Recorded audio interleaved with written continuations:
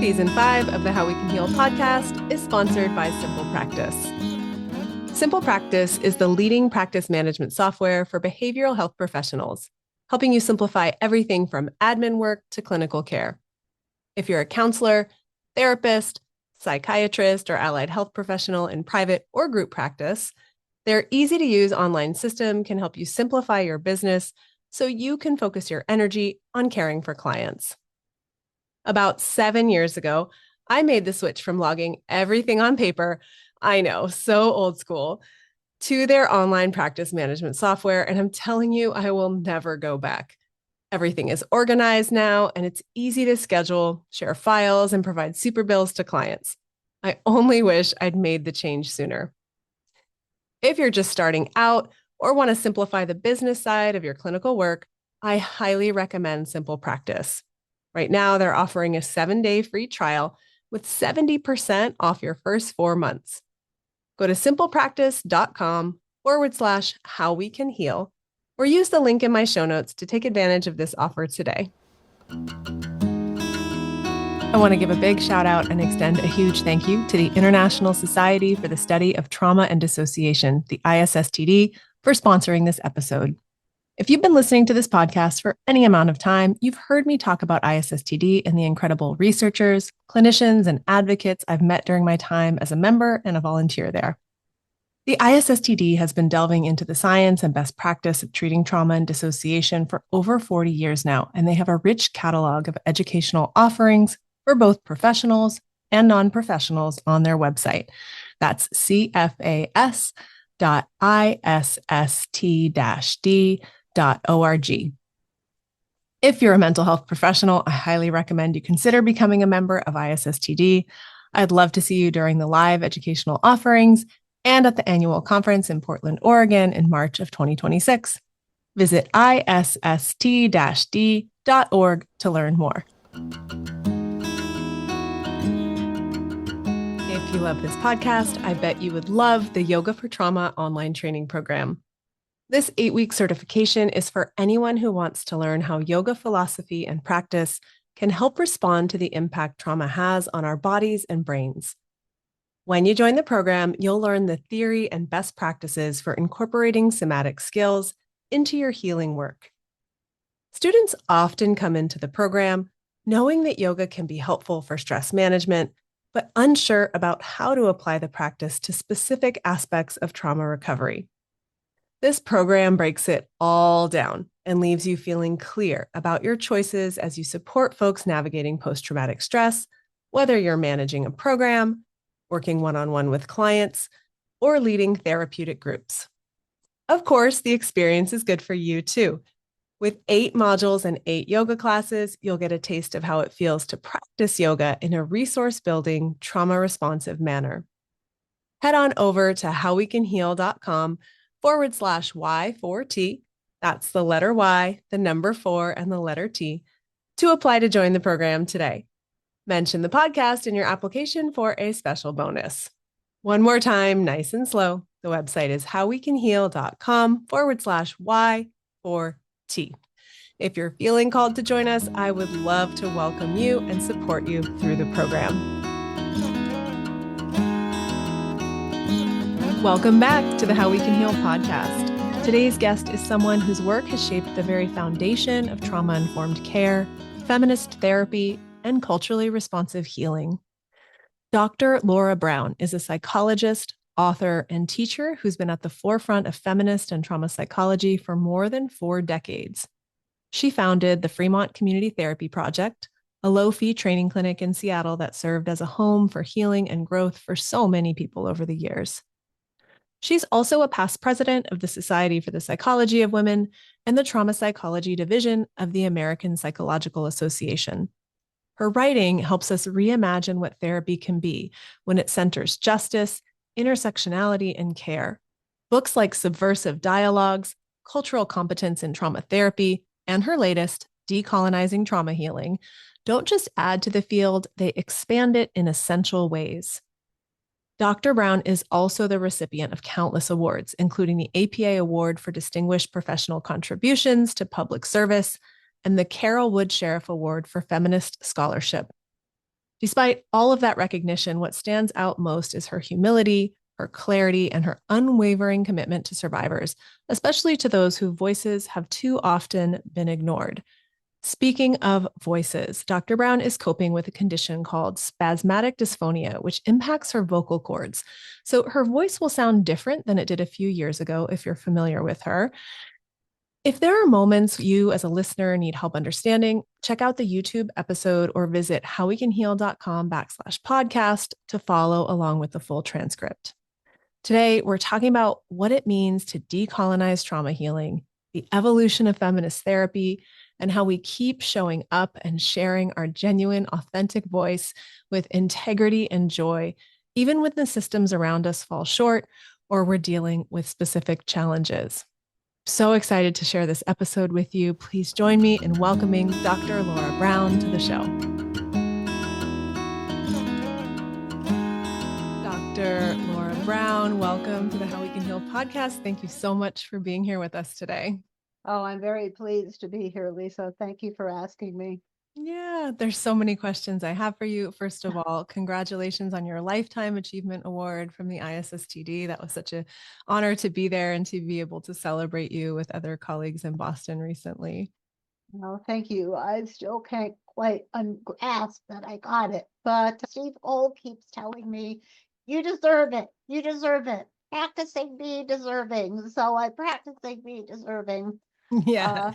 It's a pretty amazing group of people to be in the company of. Yeah, definitely.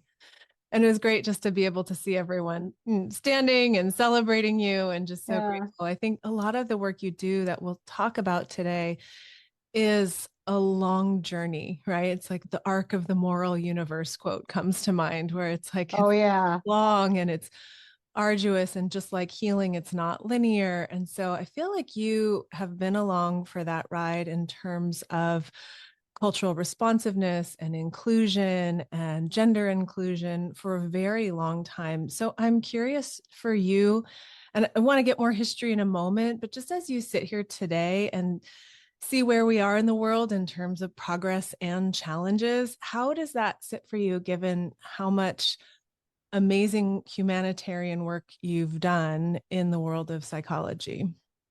Well, I feel like I was really fortunate to come of age in a time when that was happening. And I am very worried about what's going on right now Yeah. with the pushback that social justice is getting, not just in the larger world, but in the mental health professions. It feels as if the current US administration is trying to strip away half a century of work that we've done. And so right now, resistance is really my daily question. How each day do I do one small thing to resist? Which takes me back 50, almost 60 years now to when I first got involved in social justice movements as an adolescent. What was that like? Can you tell us about when you first got involved? So it started with there was this group called Students Struggle for Soviet Jewry. And I don't know if you know, but in the Soviet Union, Jews were systemically oppressed and discriminated against. And for many years, Soviet Jews tried to get out of the Soviet Union. Mm, And so there was an American Jewish student group, Triple SJ, mm, and it was active at my synagogue. And when I was at about 15 or so, I got involved in it, went to demonstrations, got used to being in demonstrations. And then in the summer of 68, I had just come back from my very first trip to Israel, and the Democratic Convention in Chicago was happening on TV.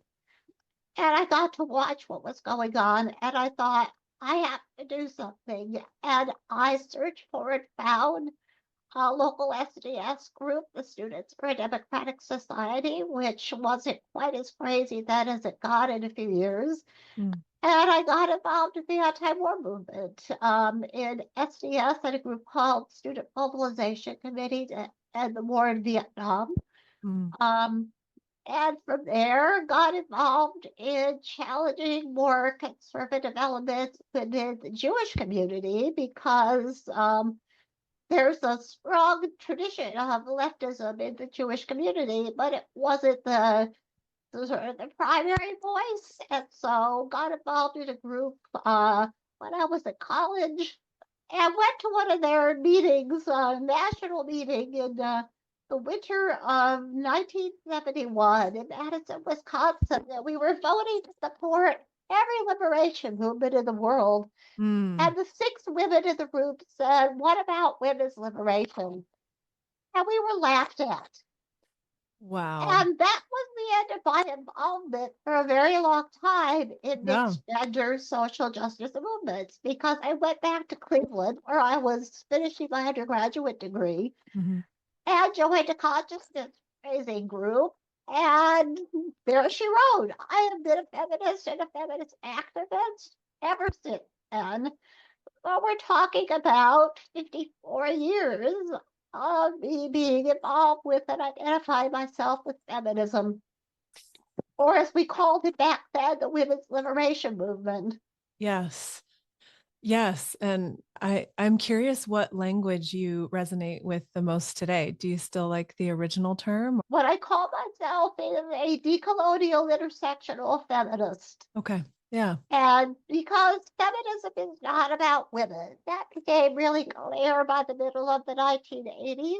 Yeah. That it's really a way of thinking about gender and power and eventually other intersectional identities. That the person who's doing the thinking, it doesn't matter what their biology is. There are people with 2X chromosomes and a vulva who are anti feminist, Hmm. and there are people all along the biological, gender, and chromosomal spectrum who are active feminists. Yeah. And so the more that became obvious to me over time, the less women's liberation was a beginning term, Yeah. but it really isn't where anybody that I have been associated with for decades calls themselves anymore. Yeah. But there is an inclusion now of more gender, non-binary, and sort of a Mm-hmm. span. Like you said, it's about power and it's about all these intersectional identities. So there's a lot of connection from a feminist psychotherapy standpoint. There's a lot of connection to other identities as well. Yeah. And in fact, there's still some feminist psychologists at my age cohort, and I'm 72 now, who don't support trans people. Mm, And what I say to them is, look, we created a movement that said gender is a social construct. We opened that door. We challenged biological essentialism. What are we doing? What are you saying? Why are we neglecting what it is that we had to learn in the 1980s about gender as a social construct, just as race is a social construct, and so on and so on? And so there's still some people of my age cohort who are having that argument. But what I say is, we opened this door. yeah.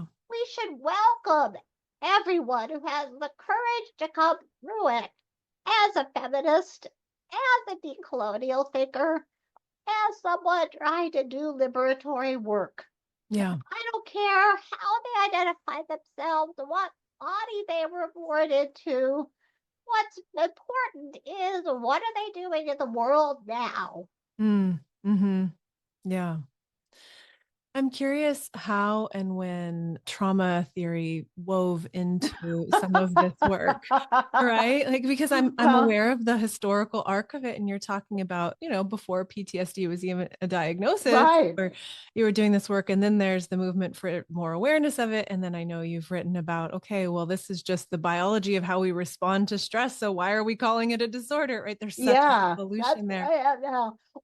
Well, what's interesting is when I was in graduate school, I worked at what was called the Women's Center of Carbondale, Illinois. And what we didn't realize is we were a de facto shelter for battered women. Mm-hmm. We found that out because we offered places for women and children to stay for free for a certain number of days. There were like 4 or 5 bedrooms in the house that the women's center was in. And we would I was a volunteer there, where we would have these men banging on the door. Wow. Well, it turned out that these were women fleeing abusive relationships, and we didn't have a word for it then. So I was working in a sort of a de facto battered women's shelter, and then another graduate student came back from her internship, and at her internship at the University of Florida at Gainesville, working with the psychologist Jacqueline Liss Resnick, who has gone on to become a friend and was actually the older sister of one of the people I was at grad school with. So this friend came back from her internship, and they had started a rape crisis line in Gainesville. And she said, "We need one here." Yeah. So we created one, and that meant talking to the police chief in Carbondale, Illinois. And Carbondale is in Chicago. Carbondale is in the Bible Belt. Okay. And it is very not progressive. And so I was seeing people who were survivors. But when I've thought about it more, it goes back even further to the job I had between undergraduate and graduate school when I worked as a psych tech in a inpatient psychiatric hospital. Yeah, when you are the lowly psych tech, you're the lowest person on the food chain, and so you get the difficult jobs. You get to work weekends and evenings. And one Saturday afternoon, I was asked to do intake with a woman who was being admitted by her psychiatrist. And I got this like full body memory of sitting with her in her room as it got darker outside, with her telling me that what was happening is that her daughters had come to her to tell her that their grandfather, her father, was sexually abusing her. And that this had happened to her. And that had her daughters coming to her had triggered her memories of what had happened to her. And she was having a full-blown PTSD episode. Well, we were taught to write down everything the patient said to us. So I had like pages and pages of what she said to me. Yeah. Monday morning, I am called into the head nurse and told that I was never allowed to speak to that patient again. What? That this was a delusion, that I was fostering the delusion. And this is 1972 or 73. But that's how it was then. You have to realize that there was no place for incest survivors to speak in 1972 or early 73. It was simply forbidden. And then I had a friend in graduate school, and we were driving back from the APA convention in 1974. We had all piled into my old Plymouth Duster, and we drove down Route 57 from Carbondale to New Orleans. And on the way back, she told me her incest story. And her mother had sexually abused her until she was 16. Wow. And so I also was hearing incest stories, but I didn't have a unified framework to put any of this into. I was simply hearing about it. Yeah. And then I went off to the VA in Seattle for my internship, which is how I ended up here. And we're listening to veterans of many wars, including most recently people who were Vietnam veterans, because this was 1976. Yeah. And I said, gee, these sound a lot like the battered women and rape victims. And we were told, no, war is not a trauma. Wow. Because if you admitted that war was a trauma, you were challenging, well, really the foundations of American imperialism. And so we had to say that these people were what you called character disorder back then, which is the same as a personality disorder. Which is ironic, given that the VA has become the center of trauma research in the interim. But in 1976, it was forbidden. And you look at people like Chuck Bigley and Bessel van der Kolk, who were, in Chuck's case, he was a veteran. He was an Air Force pilot who became a psychologist. And people like him and Bessel, who were working in veterans facilities. And then Judith Lewis Herman, our great prophet, who was also beginning to work with rape victims and incest survivors and battered women. And they were all saying, we see a commonality. We need to do something about this. Yeah. Oh, I'm a little younger than those folks. I'm like, a decade younger than they are. But they were people who pushed for the inclusion of the first version of PTSD into the DSM. I remember when I got it, and I was like, oh my gosh, look at this. We finally have a diagnosis for it, which at the time seemed like a good thing. Yeah. Yeah. Well, a name, right? Yeah, We can call right. it something. We've got a name, Yeah. and people can read this and see themselves in it. Yeah. And I did not have a fully developed critique of what did it mean to pathologize people's distress. So at the time, it was, I remember, I was sitting in my office at the University of Washington, where I was on faculty for a couple of years, and getting very excited Yeah. by the DSM. Yeah. Yeah. Well, So I was lucky to be the right age and the right time in the world to get in early on our studying trauma. yeah. And then I had the good fortune of, so I worked on the alcoholism unit at the VA, and my friends there all knew I was in private practice. And they treated very few women because there weren't a lot of women veterans, and they didn't have women's programs in the VA. I got a call from my friend who was a staff member on the unit saying, we've got a patient here. We want to refer to you when we discharge her. And that was the woman in the article that kind of made me visible as a trauma therapist. She used the pseudonym of Ruth. Hmm. She had been a nurse in the military, in the Navy. She was in Vietnam. She came back traumatized and told that she couldn't possibly have trauma because she wasn't on the battlefield. Well, she was. I don't know if you know what happens when you're a young nurse taking badly burned military members off the medevac choppers, and oh, by the way, your hospital is getting shelled every night. Yeah. Yeah. She had PTSD. Yeah. And I was so fortunate that she came to me and that she was willing to work with me.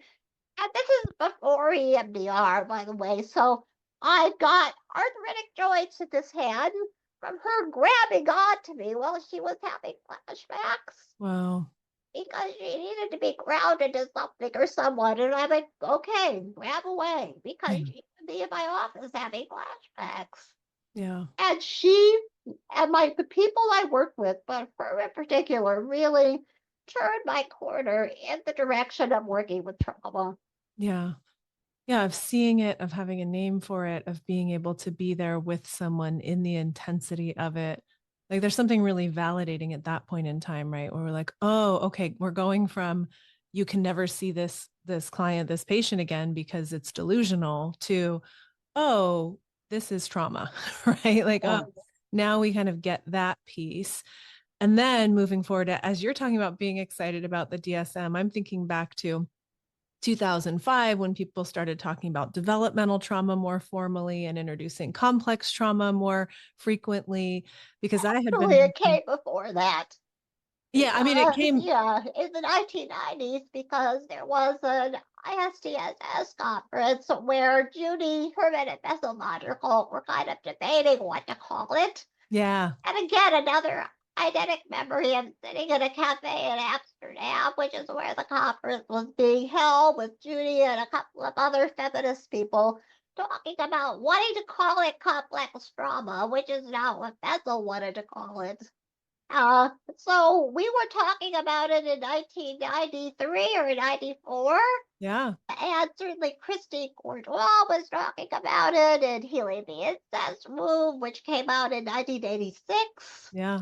So we've got a lot of people talking about it in the 1990s, and we're getting incredible pushback Yeah. from some people in the trauma field who, and still get the pushback, by the way, who were like, that's not a trauma because the person wasn't fill in the blank having feeling. So it wasn't 2005. It was a good decade before that. It's just that it finally began to reach the surface after a decade of people saying, excuse me, we have research. Yes. And then, excuse me, we've got neurological research. Yeah. And still some people don't want to acknowledge it. And that phenomenon continues. I mean, I think even within ISSTD and other similar societies, there's such a wealth and depth of knowledge that's commonplace and shared. Of course, there's debates about some things and others, but there's such a perspective and understanding about trauma, and that takes a long time to go beyond. I remember I was working with youth in housing development in Watts in California, and it was just around, well, I said 2005 because I think Yeah. Essel published something about developmental trauma. And I remember being like, read this, read this, like sharing it Uh-huh. with the staff and sharing it because people would pathologize. I felt like it, even though that still used developmental trauma disorder with that word disorder included, it started to contextualize more. And I Right. think that's the arc we've been on, is more and more understanding biology, understanding neuroscience, understanding trauma responses, and contextualizing, like going from what's wrong with you to what happened to you to what's right with you to what's right with your body Uh-huh. and its response and all of Yeah. that. So I'm curious for you in that arc, how does the decolonizing weave in? Because I think that part of that, like we're on a journey, hopefully, of that process. It's a messy one, but how do you see? Actually, let me ask you this. How would All you right. like to see it evolve from where we are now? Yeah. Well, how I'd like to see it evolve is for us, I mean people who work with suffering individuals who are trauma exposed and who are responding in various ways. They might be dissociating, they might be having nightmares and flashbacks, they might be numb, they might be having physical symptoms. I mean, there's a lot of different things that happen in the interaction between trauma exposure and age of exposure and the neurology that the person brings to it and the social context. There's a lot of different ways that people manifest their suffering. Yeah. I would like to see this all taken out of the medicalization system. Mm, And I get it that many therapists, many people who work in our field are dependent on insurance companies to pay for what they do, on Medicare and Medicaid to pay for what they do. I mean, I was a Medicare provider, not to see old people, but to see people with a history of complex childhood trauma and dissociation, because it was a way they could have access to what I had to offer, people I saw for 10, 20 years. yeah. And yet, and yet that system has corrupted us. Mm, It corrupts us. And I use the word colonization because it's a little bit like what happened when the European Christians came to North America, to the global South, and said, your ways of thinking are wrong, your ways of being are wrong, your existential systems are wrong, your languages are wrong, you're not real, you don't exist. And here we are, 400 years, 500 years later.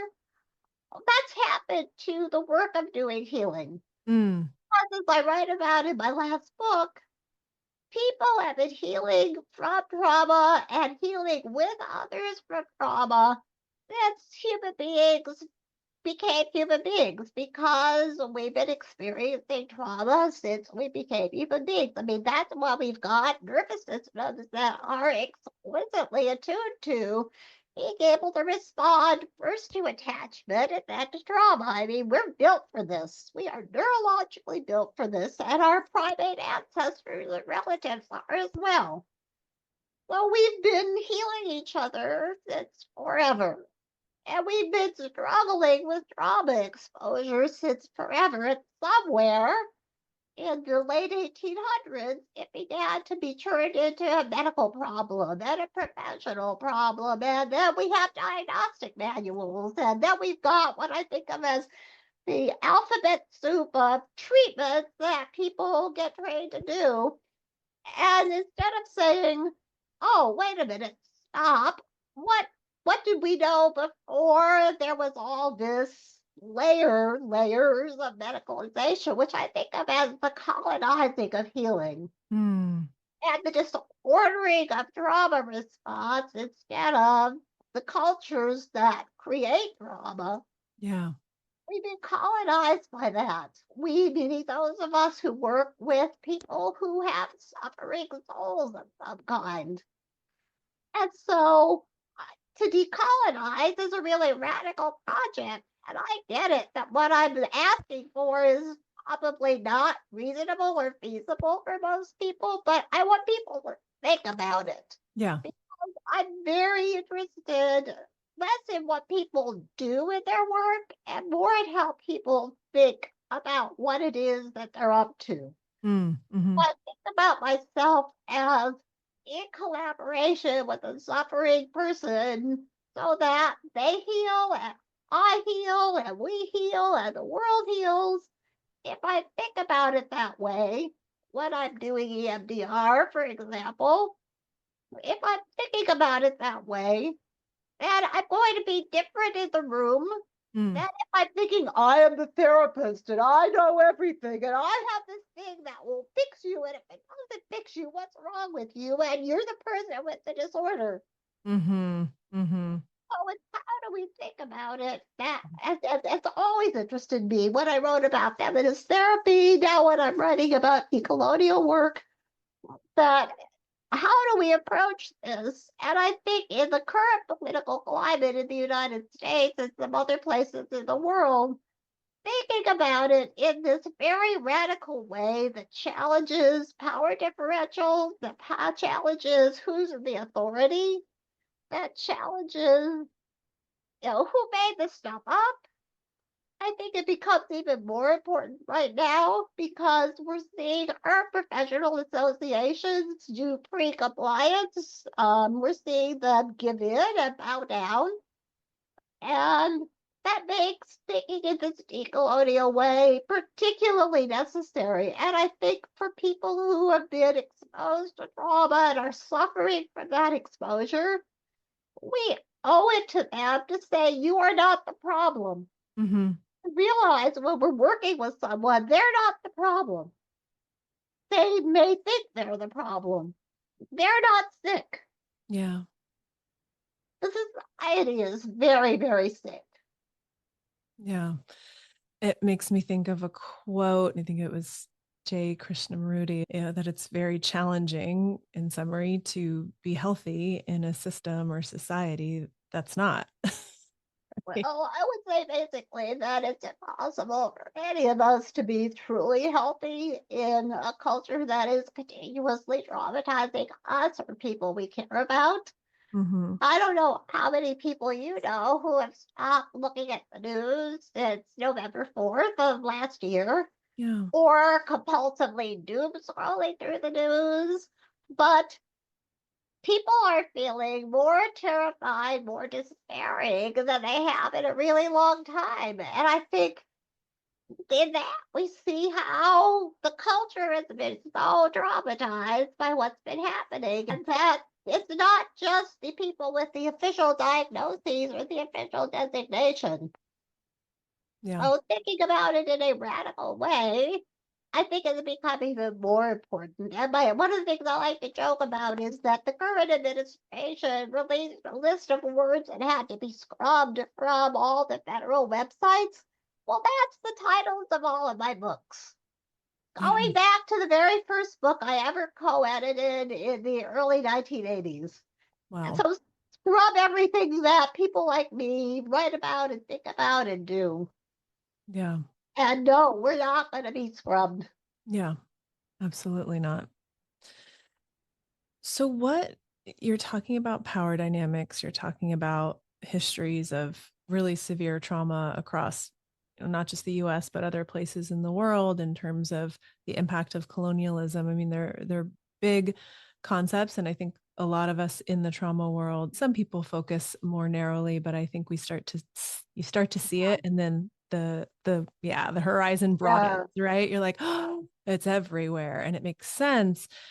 And you're talking about power dynamics in particular. So I'm curious, Dr. Jennifer Gomez, she's been on the podcast. Yeah, I know that. She's great. We talk about dream storming. And so I'm like, what would the dream storm be in terms of power? And that we could start on either end of the spectrum with what does the power look like in a healing partnership? What does the power look like in a country, right? Or in anywhere in between in terms of how we relate to each other? What's the dream storm for you of how power works and how we relate to each other? Well, I think that first of all, we have to think about power really differently and in a more sophisticated way. Mm, And so we start with how we are powerful in relationship to ourselves. yeah. And that doesn't mean the kind of power that the guy sitting at 1600 Pennsylvania Avenue some of the time has. That's a different kind of power. But I think that power with ourselves, which is what we bring into our work as healers. So, how do I know what I think and know what I feel and know where I stop and someone else begins? And then, how do I know what's happening in my body so that I'm able to respond to it? Those are very powerful things that many of the people with whom you and I work don't have access to. We sit with someone and say, "How are you feeling?" They say, "I don't know." Yeah. Well, it turned out it was dangerous for them to know how they felt, because if they knew how they felt and they said it out loud, something really bad happened to them. Yep. And so creating healing relationships in which, first of all, we acknowledge that there is a power imbalance and that our job as the healer is to reduce it. Yeah. And to reduce it not by giving away our own power, but by inviting the people we're working with to notice how they're already powerful. As I said to people, I don't know how many times, you walked into my office alive. Yeah. That's astonishing. What did you do to stay alive long enough to walk into my office? Yeah.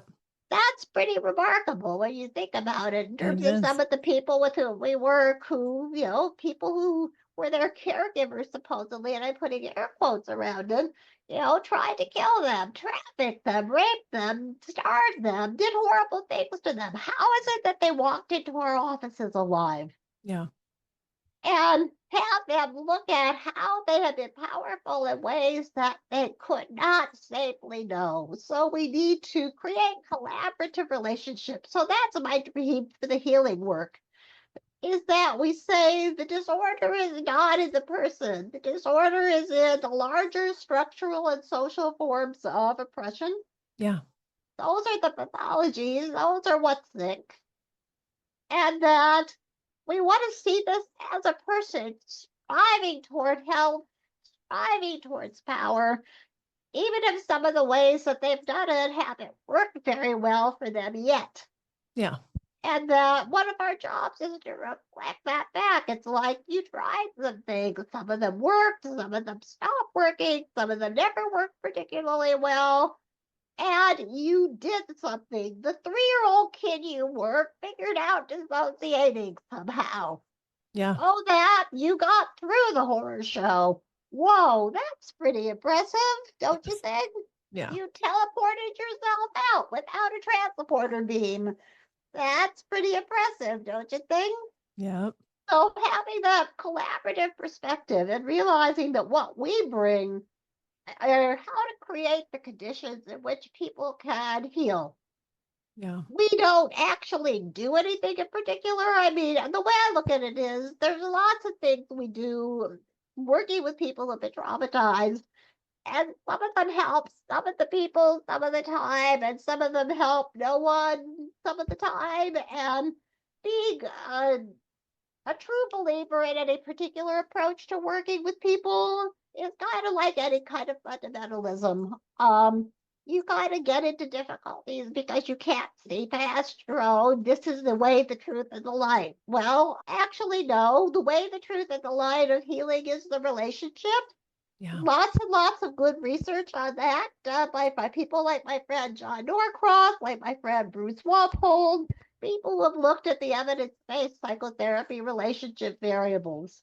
Yeah. So one of my visions is we get rid of all these medicalized terms and just own that we're healers, we're collaborating, and that we're not untraumatized, that we are affected, if not by some kind of, big trauma or by developmental trauma or by attachment trauma, living in a world where all you have to do is turn on the TV and there is trauma everywhere around us. Yeah. I mean, as a Jew, I can tell you that the current deportations of kids who are American citizens Yes. just has my Hitler meter going off like crazy, because you realize that the Jews of Germany were citizens in Germany until Hitler declared them not. Yeah.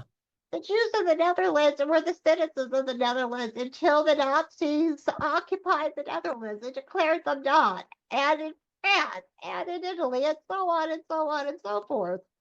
And so when I see and hear people who are in a position to effectuate taking away people's freedom, saying your citizenship doesn't matter, we're going to just wipe it out, that's traumatic. That's traumatic to me. I don't know if you've heard Jamie Pritzker's talk in Vermont that he gave. Oh, you've got to listen to it. So Pritzker's the governor of Illinois. He gave a talk, and he, like me, is the grandchild of Jews who fled what was then Russia and is now variously Poland, Ukraine, and Belarus. Mm-hmm. And we fled because we were in danger. And my grandparents and his grandparents came to the country just a little before and a little after World War I, before the first immigration quotas were imposed. Mm. And there was no such thing as an undocumented immigrant before 1921, when the first quotas were imposed to keep out people like my grandparents. Wow. And he said, this is relevant to him because this country is becoming what his grandparents fled here from. And that's what's been going on for me. So it's not happening to me directly or to him directly, but indirectly through intergenerational trauma. Yeah. It's happening to us. Yeah. And so as healers, rather than say, oh, I'm fine, it's like, actually, none of us is fine right now. Yeah. And so the other vision I have for the work we do is not that we talk to the people we work with or utilize them for our healing, but rather realize that, first of all, being a healer heals us simply by being in the presence of healing. Yes. And it requires us to do our own work so that we can create the conditions in which someone else is doing their work.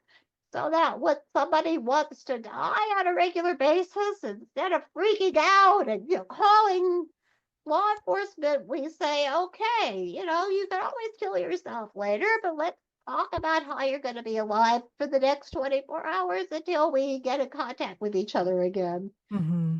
So creating collaborative, non-coercive relationships with people who are trauma exposed. And I think becoming aware of the fact that this really applies to the broad range of suffering people, that it's very easy for us to say, okay, this is about trauma, but what about psychosis? Mm. And what I want to say is, we don't have a place in our culture for people who hear voices, I mean, including the dissociative people that you and I work with, who hear the voices of their ego states. We don't really have a place in our culture for people who hear voices, and other cultures do. The history of this culture, there's a saint, Joan of Arc, who heard a lot of voices, and because of that became a saint of the Roman Catholic Church. There were places for people who heard voices. Well, we don't have that in Western cultures anymore. Yeah. And so how do we create spaces that are safe enough for those people, which requires an immense investment of time and money and energy and a change of paradigm? Yeah. This is a mental illness, which was actually a move out of these are crazy people we should look to. The mental illness was a step along the way. Mm-hmm. But to say, this is a neurotype. This is a neurotype for which we don't really have good support in the cultures that we're around. Well, it's the same thing as how do we decolonize thinking about people who are trauma exposed or people who are dissociative, because you and I both know But there's still people who say, oh, there's no such thing as dissociative ego states. It's like, excuse me, sit in the room with someone sometimes when the 5-year-old ego state shows up and says, who are you? Yeah. Which is, shall we say, very convincing. Yeah. Yeah. I mean, I remember having a supervisor at a young age before I was licensed, and I had a client who was sexually exploited, being trafficked, and met with her for maybe a period of about a year. And then one session where she actually came into the clinic, which was rare, showed up speaking like a 5, 6-year-old. Can we color? And I talked Uh-huh. to my supervisor about it, and I was like, okay, I'm seeing some dissociation. I'm seeing this. And my supervisor, oh, I don't think that's dissociation. I was like, well, okay, supervisor, you tell me what you think that is then. Like, I'm pretty confident here. Like, this is, if you were there, I don't think you'd be questioning this. Like, it was pretty Yeah. cut and dry. So that's my dream for what happens with us. What that means is finding ways to pay the bills for all of us to do this work so that we're not being required to give a disorder diagnosis, to not have to be medically necessary for us to do the work we do, which I think has really corrupted us in some ways. Not, and when I first was able to be licensed and take insurance, that was pretty great because most of the people I saw had more insurance than they did money. Yeah. And so they could afford to see me and I can make a living. And we need to be able to be housed in fed and clothed just like the people with whom we work. Yeah. That's Absolutely. that's the therapy vision. The big vision we're seeing actually at the streets of America now almost every day. So I watch Rachel Maddow devotedly, and every night at her show, she does something incredibly hope creating, and she shows dozens of clips of demonstrations happening everywhere, all over the United States, in places you might not expect it. And that's what we're seeing. And that's what J.B. Pritzker called for in his speech at Vermont, which is people have got to rise up. Yeah. We have to have a willingness to take the risk, to rise up and speak truth to power repeatedly, not just one time, not just 2 times, not for the first 100 days, and over and over and over and over again. I know a lot of therapists who are like, well, I'm not political. This has nothing to do with me. It's like bullshit, excuse my French. Um, Everything we do in the world of trauma is political. And if we don't own that, we do a disservice to the people with whom we work and to ourselves. And so the big picture is that we who are trying to have a more just world, first of all, stop fighting with each other. Mm. Because we do that. We have the circular firing squad in the left, which I've seen for many, many years. Um, we've got to stop fighting with each other. We've got to stop being sectarian about it. We've got to realize that our intersectional identities help us understand who we are, but they shouldn't be creating barriers between us. Mm. And that we've got to figure out how do we come together in coalition. Bernice Johnson Reagan, who was the founder of Sweet Honey in the Rock, the Yes. wonderful women's group, Yes. said once, I went to a concert once where she said, being in coalition is working with people with whom you don't agree about everything, but you agree on the social justice goal. Mm. And we need that right now. And I think because times are so dire, we're beginning to get that. Good. Because a lot of us my age are looking around and saying, well, I read my history books, and gee, this looks a lot like Weimar Germany. Yeah. And we could stop this. We Yeah. could do something. Okay, let's do something. And so my vision for the big picture for a more just world, which I think will not happen in my lifetime, because given my family's genetics, if I make it another 20 years, that'll be good.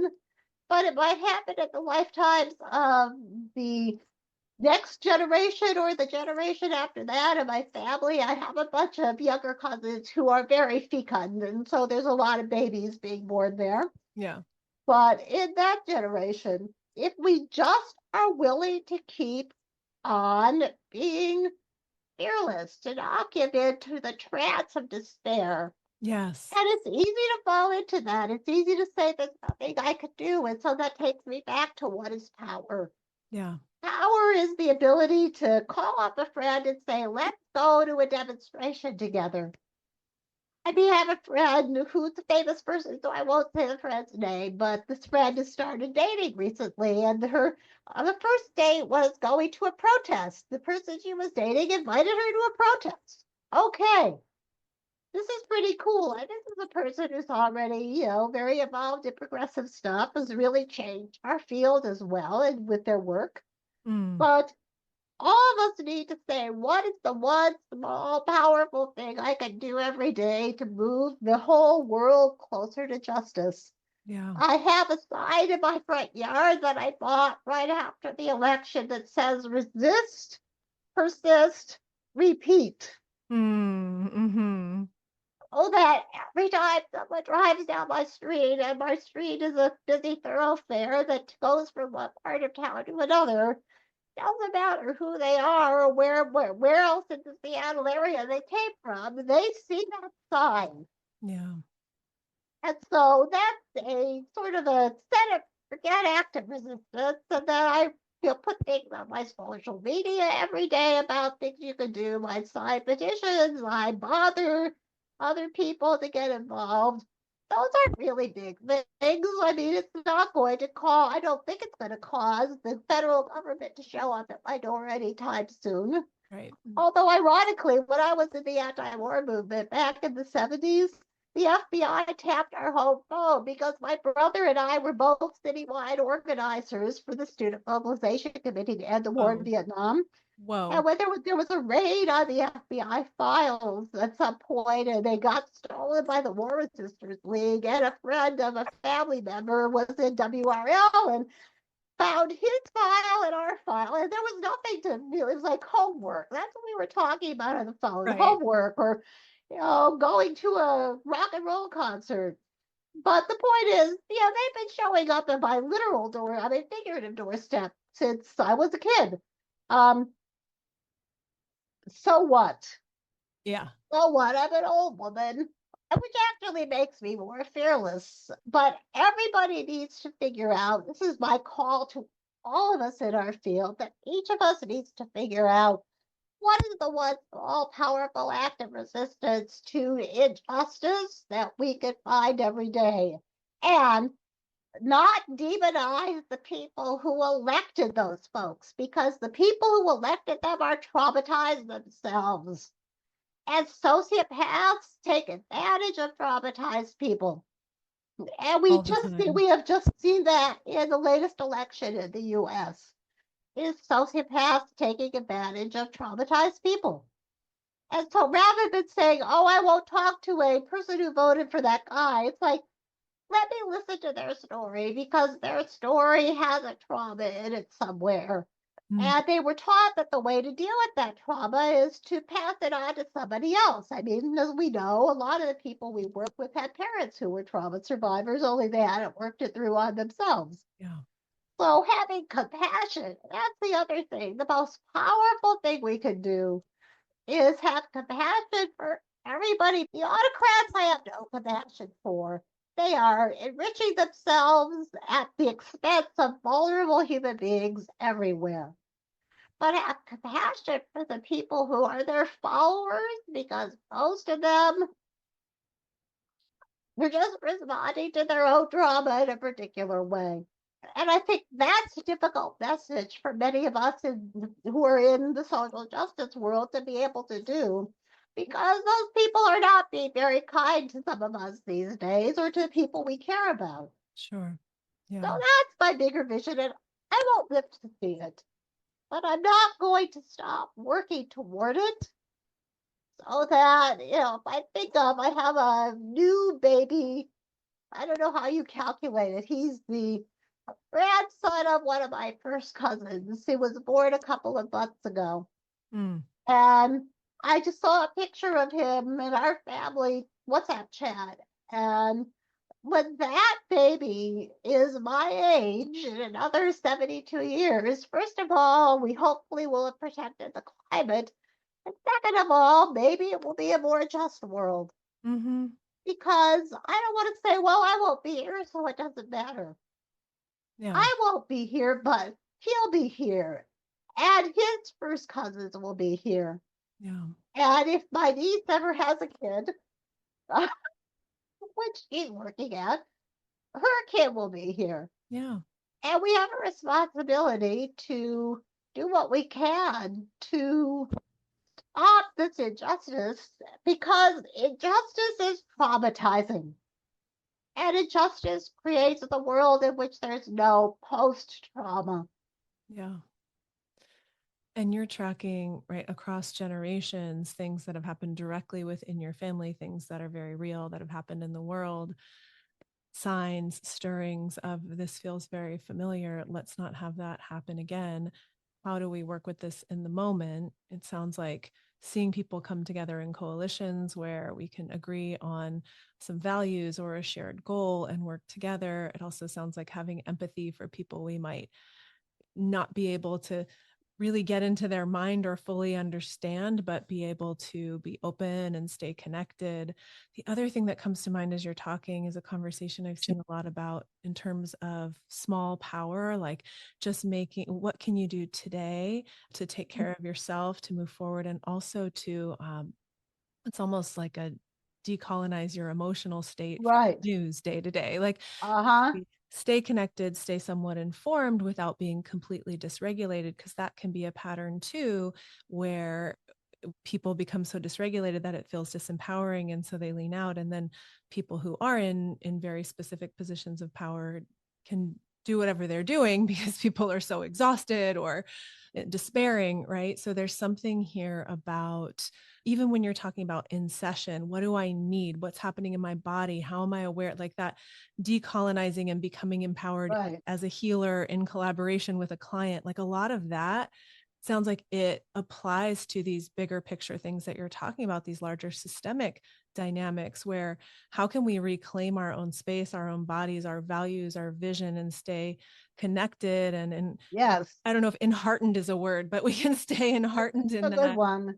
And we Yeah. can hold the longer term vision too of, okay, maybe it's my children, my grandchildren, my nieces, my nephews, the future of what does this look like playing forward? Because we alive now, and you and your family alive now, know the impacts of racism against Jews, of the Holocaust, of all of the harm that was done there. We understand now in the trauma field that harm done has specific impacts in our biology and in the way that we think and feel emotionally, and the way that we feel safe or unsafe socially. And so there's so much that you're integrating and transmitting through in your work that feels like I just want to honor how much digestion Thank that you. takes to go, like, and how much, understanding yourself, sitting with uncomfortable experiences that other people have had that have happened in your lineage or in your life. Like, I feel like there's so much digestion going from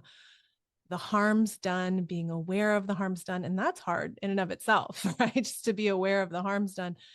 And then sort of trying to alchemize, okay, well, where do we go with that? Like, what do we do with that?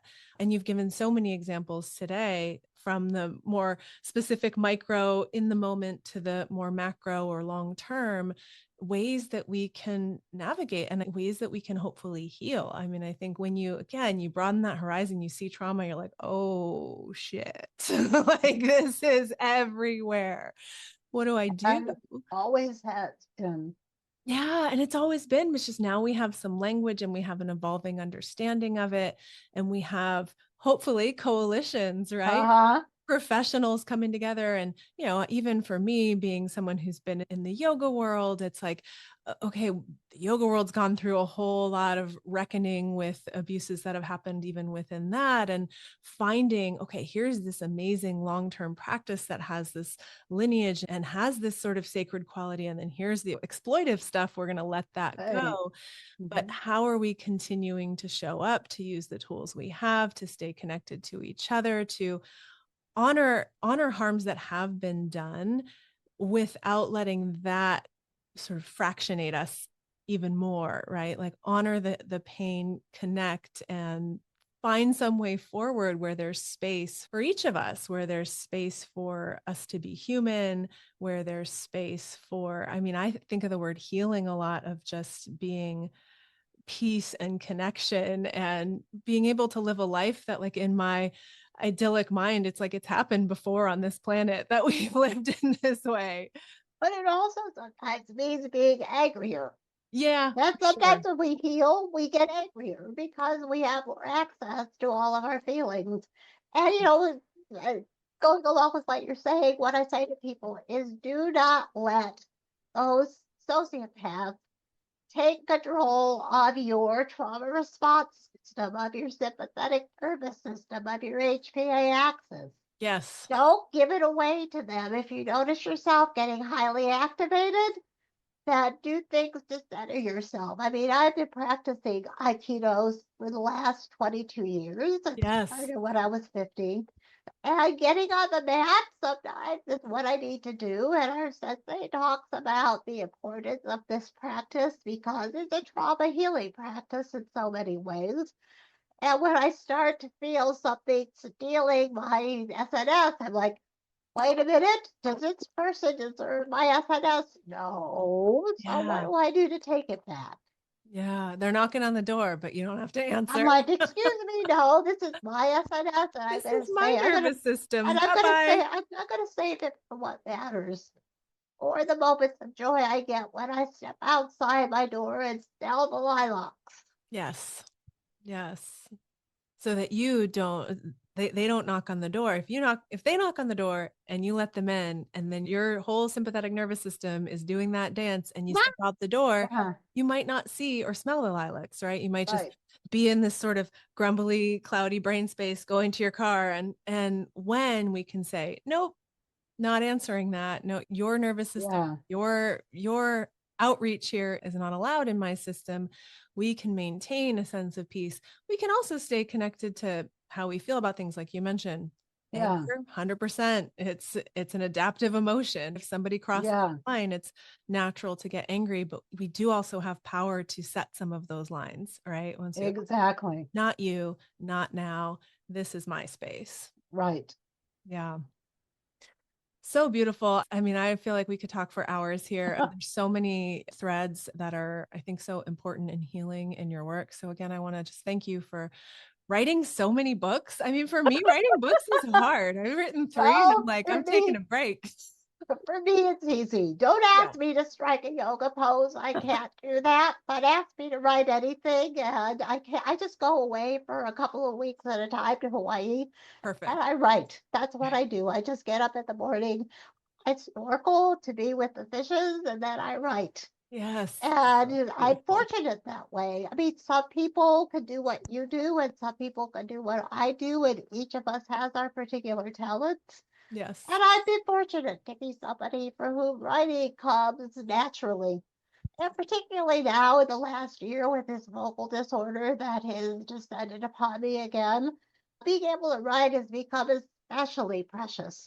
Yes. You can communicate in that way as well. Yes. Oh, thank you for asking me to be on your podcast, Lisa. I really appreciate that. Yeah, it's been so wonderful talking with you and hearing more from you, and I know listeners will agree. So, what's next for you? Your book came out recently, Decolonizing Trauma Healing. For those watching on video, you can see it on the shelf up above, Laura, Towards a Humble, Culturally Responsive Practice. So that's out and available. Is there anything else that's going on you'd like to share? Oh, APA reached out to me and said, so why don't you write the how-to book? Well, I'm working on how to be a decolonial humble, culturally responsive healer. I have about half the book written, and I'm going to finish it up this year. So that's the project. I am slowly, very, very, very slowly working on a third degree black belt. Maybe, I don't know. I'm not in any particular rush. I'm halfway through the 5 years that they should be fully in remission from cancer. So I'm doing things to take care of myself. And I'm so grateful for all the researchers at the Fred Hutch Cancer Center here in Seattle who saved my life. Yes. Um, I'm looking for joy where I have it. I'm grateful that my treatment for my vocal disorder is moving ahead, so I can have a speaking voice again, even though it doesn't sound like the one I used to have, but I have one, Yes. which a year ago I didn't. When I first got the recurrence of this, I didn't. But mostly I'm looking to keep on making good trouble, as the late great John Lewis used to say. It's Yes. like make good trouble because Jews have 613 commandments. We do not have only 10. Mm. And one of them says in Hebrew, Tzedek Tirdof, pursue justice. Mm. Well, Yes. I have been pursuing justice for a very long time. And so honoring that commandment, I may not keep kosher, but I do pursue justice Yeah. and continuing to find ways to do that, whether it's where I shop or don't shop, Mm-hmm. how I spend my money, what I do with my time. All of those are about creating justice in small ways and in big ways. Yeah. But the next book is what's next, so it'll probably be out somewhere in 2026 unless I get sort of hung up on writing too many words again, a problem I have. And listen, looking for joy in my life because when you're 72, you know that you're more than halfway there. Yeah. People in my family tend to live until their mid to late 80s, so I would like to be around at least that long. And in that time, to be, I want to honor the gifts that life has given me Yes. by doing something with them for myself, but for the world around me in whatever way I can. That's what's next. That's what's always been next. Yeah. I often close by asking people what brings them hope, but I'm curious what brings you joy. Uh, Aikido brings me joy. Yeah. Um, the people in my life bring me joy. My friends, the people I'm close to, smelling the lilacs brings me joy. Yes. Looking at the beautiful fabric art all around my home, which has been created by Indigenous women artists all over the planet that I've been collecting since the early 70s, brings me joy. Beauty brings me joy. Yeah. Dancing brings me joy. Yes. Listening to Earth, Wind, and Fire and dancing in the morning brings me joy. Yes. Looking out at the mountains that are west of me brings me joy. So nature, my Aikido practice, my friends, that all brings me joy. And I am fortunate. I'm incredibly fortunate. I have so much privilege. And I don't feel guilty about that or ashamed of that. I am grateful for that because my grandparents went, across the Atlantic in steerage. My parents worked their tails off to be able to go to college as the first American born members of their families. My teachers gave me a wealth of wisdom and the ability to think critically. People worked hard to allow me to do what it is that I do. Yes. And so to have gratitude every day, that gives me joy. Yeah. That intergenerational resilience you're tracking, right? All of that, Indeed. all of those investments in growth and joy and in, right, when you mention privilege, like being in a place where you feel safe enough to go and write and share big ideas and give your gifts, share your gifts with us, which I'm grateful for. I know a lot of listeners are grateful for too. So thank you for being here, Dr. Laura Thank you Brown. for I inviting me. appreciate So I you. look forward to seeing you at the next ISSGD. Yes, we'll be on the West Coast in Portland, Yay! so Down the not road for far, me. I not don't have to be far. jet lagged to go to ISSGD. It'll Yay! be great. Yes, I look forward to seeing you there. And how can people connect with you? I've got a website, drlaurabrown.com, which you can put in your show notes. Yeah. And that's really, it's got my contact information there. And that's really the best way to get a hold of me. People can email me. I'm not doing therapy anymore, so don't ask me about that. Yes. I don't have a lot of people to refer to anymore because people are either full or have retired. Yeah. What I am doing is consultation and supervision and teaching. I've got 6 groups in China right now where I get up and teach at 4 in the morning here in Seattle, which is really great Wow. because I'm an early bird. Yeah. So people can email me, but don't ask me to do therapy with you, please. But if you want consultation once or twice or a long time, I'm going to be doing this for a while because doing this work gives me joy. Yes. Yeah. Well, thank you again, You're and look welcome. forward to seeing you in Portland Yeah, here. I'll see you next year here in the Northwest. Yay. All right, bye, Lisa. Thanks so much for listening. Don't forget to go to howwecanheal.com to sign up for email updates. You'll also find additional trainings, tons of helpful resources, and the full transcript of each show. If you love the show, please leave us a review on Apple, Spotify, Audible, or wherever you get your podcasts. If you're watching on YouTube, be sure to like and subscribe, and keep sharing the shows you love the most with all your friends. Visit howwecanheal.com/podcast to share your thoughts and ideas for the show. I love hearing from you. Before we wrap up for today, I want to be clear that this podcast isn't offering prescriptions, it's not advice, nor is it any kind of mental health treatment or diagnosis. Your decisions are in your hands, and I encourage you to consult with any healthcare professionals you may need to support you through your unique path of healing. In addition, everyone's opinion here is their own. Guests share their thoughts, not that of the host or sponsors. I'd like to thank our guests today, everyone who helps support this podcast directly and indirectly. Alex, shout out to you for taking care of the babe and the fur babies while I record. Last but never least, I'd like to give a shout out to my big brother, Matt, who passed away in 2002. He wrote this music, and it makes my heart so happy to share it with you here.